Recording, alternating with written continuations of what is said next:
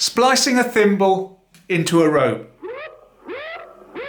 Okay, a bit of a nautical one again this morning. What we're going to do is we're going to get a thimble and put a splice around our thimble. Not only that, we're going to go through the tucks, but as you can see on this one, it is tapered, and I'll also go through the process of tapering our splice as we go down. And there's also some things to consider as well in the next bit. For those of you who just want to get straight onto the actual splice itself, this is laid out in chapters just to make it a little bit easier for you. So anyway, let's get on and let's get knotting. Right, so as you can see in front of me, I've got my metal thimble, I've got my rope, and you'll see that part way down the rope, I have tied a constrictor knot. And this now is a marker for me, and I'll show you why I have done this. What you do is, basically, when you put your rope around a thimble, what you're looking for, just make sure it's nice and snug around your thimble. What you're basically looking for is, from where I have tied it off with the constrictor knot in red there, to the end there, we need enough for us to actually create 3 tucks in the main body of our rope here, and that will become clear. After you've watched this once, you will know exactly what I mean. And basically, if we have a natural fibre rope like this one is, we want a minimum of 3 tucks along this part of the rope.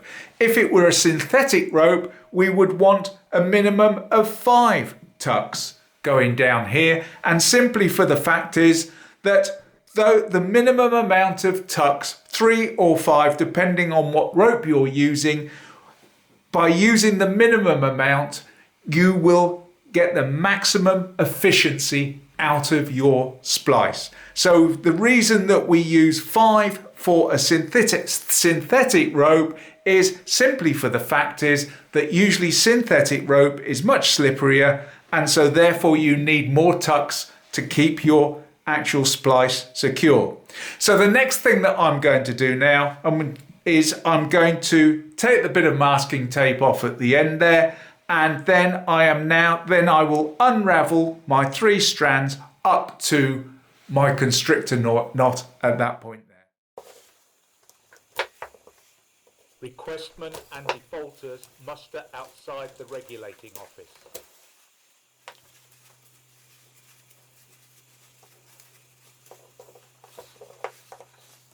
Just to add, another thing that I've done is I've actually taped the ends of my 3 strands together. You don't necessarily need to do it. It just can make it a little bit easier when you're passing the ends of your strands through your Swedish fid. So what we're going to do now is I've separated my strands, and you can see now here that my strands are laid out. Let's just turn it this way so you can see it a bit clearer. They are laid out in a top middle, bottom left, bottom right. And that's what you're looking for. You're looking for a top middle, bottom left, bottom right. And the other thing that you're looking for is that when you actually put your rope down, it is nice and relaxed. There is no tension in it. There's no twists, anything like that. Right, so the next thing that we want to do is we want to bring up our thimble and bring it so that the bottom of the thimble is almost level with the red seizing that we did earlier, or the red constrictor knot. Then what we do now is we just fold our rope round at this point here and gently make sure that it's nice and tight all the way round. There is no movement. Now, if you want to, you can actually tie a constrictor knot round everything at this point and then these 2 points here so that it doesn't slip open whilst you're actually tying your splice around your thimble there. Right, so the next thing we need to do is, let's just turn this up so that we can all follow this easy. And the next thing that we want to do is, you can see here, we've got our bottom left one. And what we want to do is, the bottom left strand, what we want to do is bring it underneath this one here, nearest the tip of our thimble. So I'm just going to dive down here, and what I'm going to do is just push my Swedish fid through, take the end of my bottom right hand one there and pass it through, and then as we pass it through, make sure your thimble is back in place, and what we're looking for is just gently make sure it comes through and pulls up nice and tight at that point there. So now we've done the first bit we need to do with that bottom right hand strand. We now need to just roll it over again, and you can see where it's coming out here. It wants to go over that lay, so over that lay there, underneath this one here. So I'm just going to punch a hole through at that point there and take that one again. So the first strand has two little quick bits that it needs to do. And you can see now here that I now have pulled that through, and what we're looking for now is pull it up really, really tightly so that the bottom pulls up tightly against the bottom of our thimble. Now, I have a question here now for anybody that's a slinger, a rigger, a lifter, a shifter of any kind, is that often when I see wire rope being spliced, it's often held in a clamp. Yes, I know that wire rope can be unwieldy, but I also think that if, say, for example, this was held in a vise at this point here, it would squeeze tightly just at the tip of our thimble here and just allow us to put even more tension onto the splice itself as it goes through. The problem with splicing rope onto a thimble is that if constantly used over time, your rope may stretch and your thimble could become loose inside. So if you're a slinger, rigger, let me know if it's a good idea to actually lock this in a vise and pull it up really tightly so that when we finished, it springs out a little bit and will take any of the slack out of the rope that could build up over time. Yes, you can also get rope that's already had some of the stretch taken out of it. Okay, so that's the first one done. So the next thing we need to do is we'll just turn it up the right way again. And you can see here now that the top middle one, what it wants to do now is we need to pass the top middle one over this one here where our first strand went out under, and we want to dive down here at this point and just pull up on that one, punch a hole through. So punch a hole through at that point there, punch it through, and then get hold of that middle lead and pass it through and pull it up nice and tightly at that point there.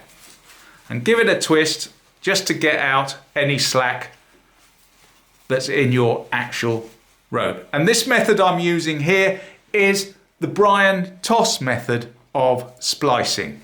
Okay, so we've now done a tuck on our first strand. We've done a tuck on our middle strand here. And what we're going to do now is just turn it all over. And what we're looking for now is, you can see here, there's one strand here that hasn't got anything passing underneath it. And so what we do now is put our Swedish fid up underneath that strand. And then when you've done that, you take this right hand strand, you pass it over and then bring it underneath that strand there and then pull through the excess. And there we have it. We have now done our first set of tucks. And so you can see here now that It's nice and tight round there. Move your fingers round here. Check your thimbles nice and tight. Go round and just make sure it's all pulled up nice and tight. And now we can go on and do our second set of tucks. So what we're looking for, the other thing to observe as well is if we draw a straight line across our rope at this point here, to know you've done it correctly, all 3 strands will be coming out of that straight line of your rope at exactly the same point around the rope. And then you know you've done it right. If you find one is slightly higher than the rest, there's something wrong. Right, so now, any strand now, pick any strand. So I'm going to take this one here. It's coming out over this one here. So we want to go over this one and bring it around underneath the next one. So push your Swedish fid through, pass that lead through, pull it down, and then gently and tightly, dress it smartly, pull it up nice and tight, and there we go it. Second tuck, done there for that one. That one strand is the second tuck. You can now see this top one here wants to go over that one underneath this one here. So just take it through, pass it underneath, and then pull it up nice and tight. And just go around, keep pulling up nice and tight. And then our final one is coming out by this one here. So it wants to go over that one, but underneath this one here. So I'm just going to go once again, punch my Swedish fid through at that point there, and go underneath that one and pull through nice and tight. There we have it. Complete second set of tucks have now been done at that point there. So just leaves us now to do our third set of tucks. And so once again, you can see now here, this one here will pass over this one and underneath this one here. So just push it through, get my fid in, pass that lead through, and then pull up nice and tightly, dress it smartly, and there we go. Go around to the next one, and you can see here now, we've got one lower one, 2 upper ones, so it's easy to follow. So now this one wants to go over that one, underneath this one. So now, whoops, I've caught a strand there of the one before, so we now want to go over there and take that through. There we go. Now leaves us with our third one, and so we now put the third one is going to go over this one here and underneath that one there at that point.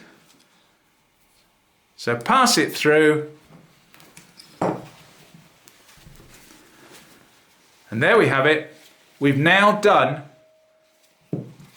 for this rope, it's now, in a sense, we've now completed it, because what we've done is we've now done 3 full set of tucks to that point there.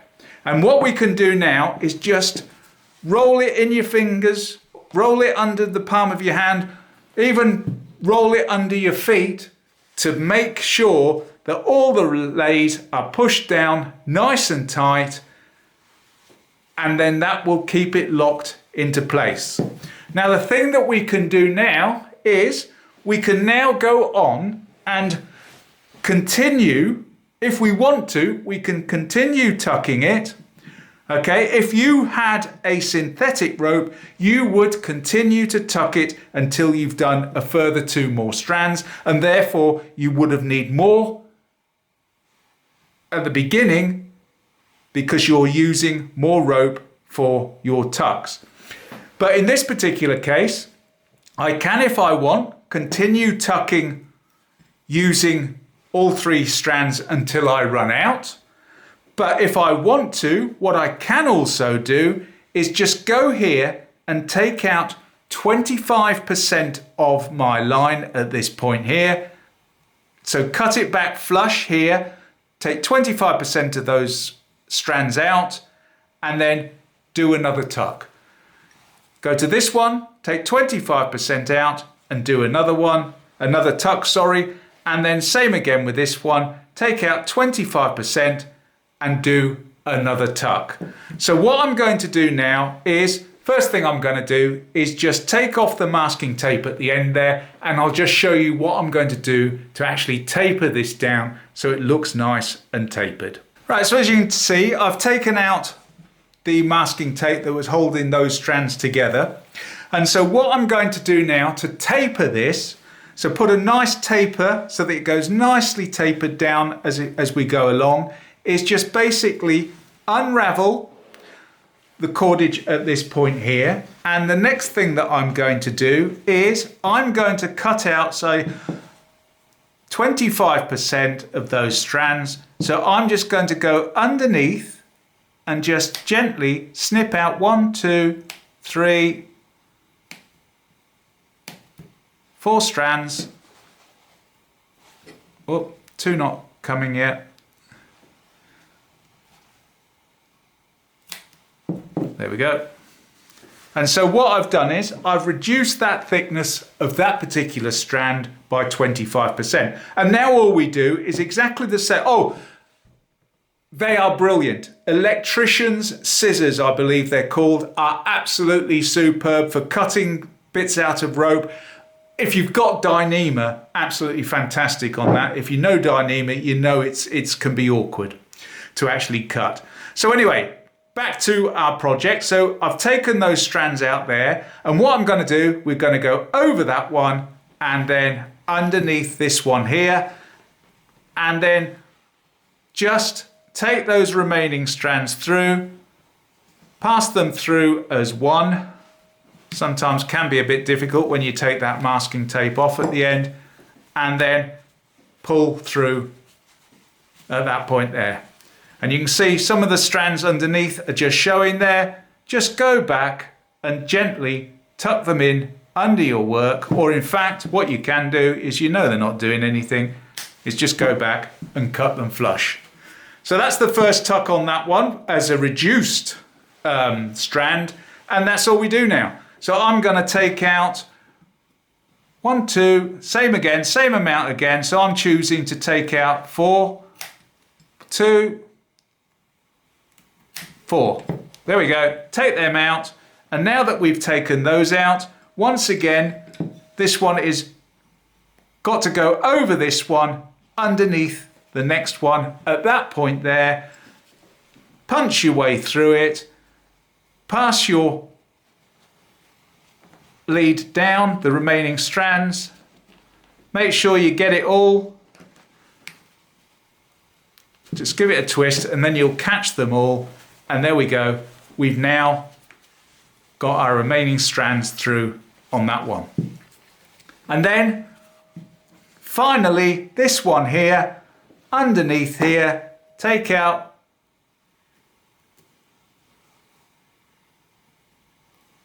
sometimes these scissors are too pointy. 2,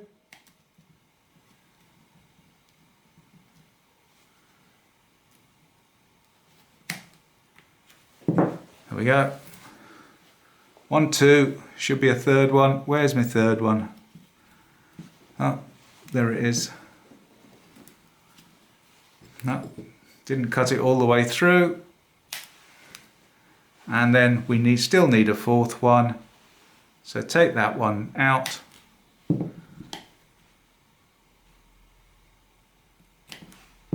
Okay, and there we have it. And so now with this one here has been reduced, and what we're doing now is basically passing it over this one, underneath this one. Okay.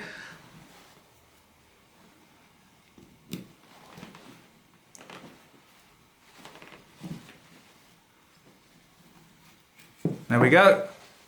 pass it over, and you can see a couple of scraggly ends there. Just cut them flush. There we go. And that should cover them up. Okay, and you can gradually see here now that we're starting to get a taper at this point here. So once again, all I'm going to do is I'm going to just lift up, take out 3 or 4, lift up, take out 3 or 4, and then basically once again tuck it so that it goes over, under. And I'm just going to carry on doing that until I run out of strands to cut. Right, so as you can see, I've tapered it a little bit more, and in fact it's got a nice taper to it. And then finally, these strands here, I'm not really going to do much with those. So what I'm going to do is just go around and cut them flush.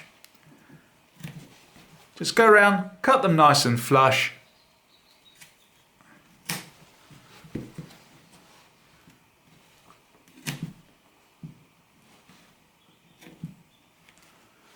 There you go.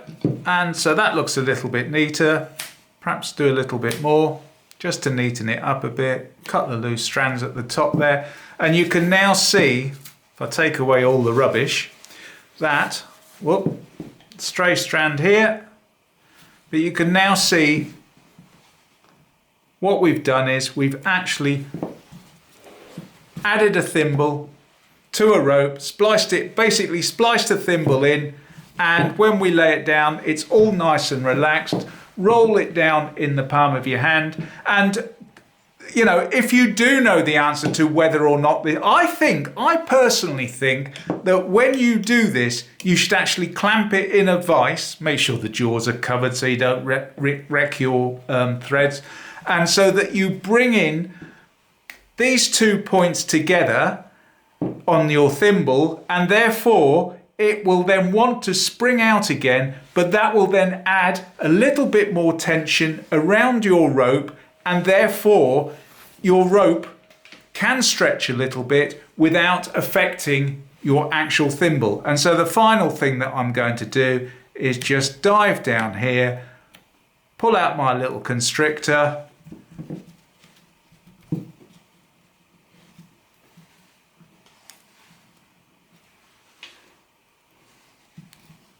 there we go, and there we have it. One rather nice, pleasing, spliced thimble, or putting a thimble in a rope. Okay, so anyway, thanks again for watching, and I'll see you again next time. Take care. Face the mainmast and salute. Sunset.